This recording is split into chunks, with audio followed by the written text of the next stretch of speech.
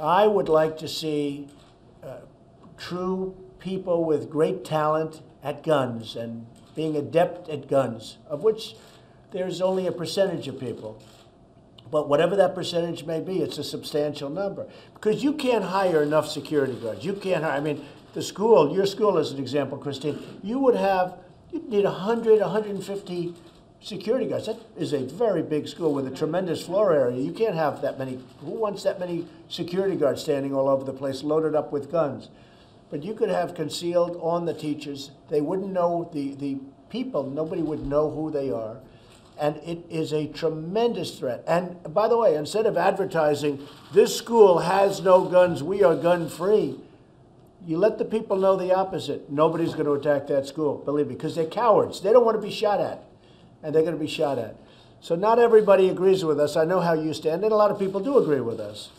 But I think we need hardened sights. We need to let people know, you come into our schools, you're going to be dead, and it's going to be fast. And unless you do that, you're going to always have this problem. You can talk about your gun-free zones. We had a case 3 years ago at a military base where 5 Marines, I believe, 3 of whom were world-class shots and experts at guns. They were told it was a gun-free area within a military base, if you can believe it. We can't trust our military. Who are we going to trust? You know what I'm saying. 5, they were putting away, they put away their guns. Their guns were in a different section. Totally gun-free.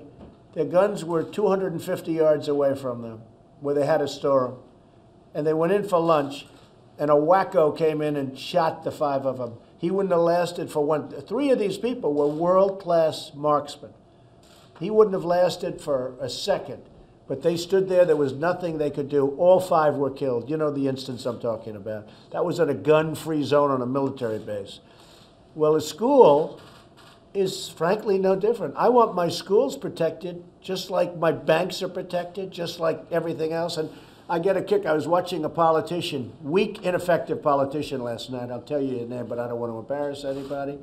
And he was talking about no guns, no this, no that. And yet he's surrounded by 3 guys carrying guns. I said, well, when are they going to give up their guns?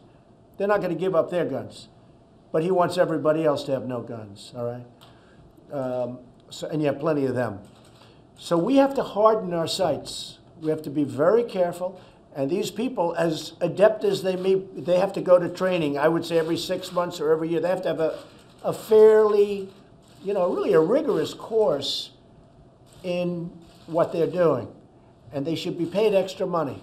Those teachers should be paid extra money. So they get a bonus, and they'd love getting that bonus too. And it would be much less expensive than the guards.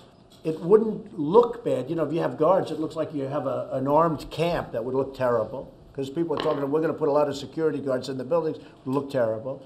And it would be much more effective. But I'll tell you what, if you harden these sites in that way, or some other way in a similar fashion, not only teachers, coaches, there could be other people that work in the building. If you hardened the sites, you're not going to have this problem, because these guys who lack courage will never go into those schools. Those schools are going to be safe. But when you say a school is gun-free, it's got no guns, no nothing, it's gun-free, boy, that's what they want to hear. So I agree with you, Patrick. Strongly agree with you.